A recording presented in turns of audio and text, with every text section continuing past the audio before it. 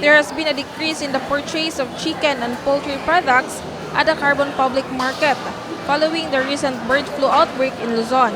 Among the vendors affected is Natalie Avila, who now worries on how she could sell the products she has on hand. Kanang karon nga week, nakabantay ni ang murag. Gamay ra kay ang tao na. Pero ang product, daghan na gyapon. Naa na gyapon.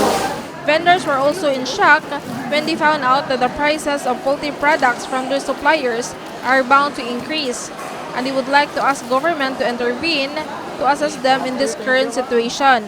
Ako wonder, ngano mag-increase na dili man palit o minus man ang palit tungod sa krisis karon sa mga customer.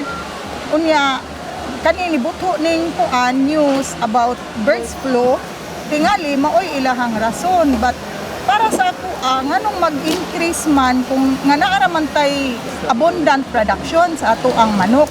Cebu City Veterinarian Dr. Jessica Maribuhok says they are still finalizing the city ordinance which officially bans the entry of poultry products from Luzon.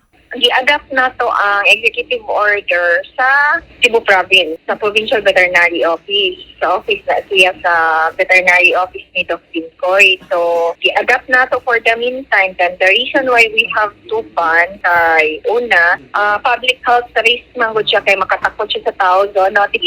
So, ikaduha sad is once manggod na maabot na sila din niya, positive siya, affected ang ato ang poultry industry.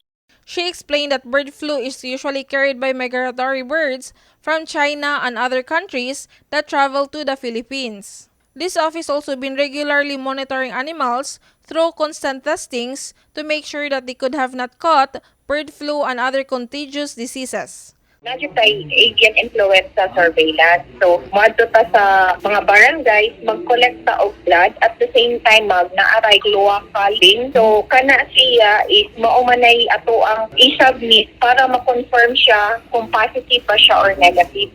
This has been Sheriza Uy from MyTV Cebu.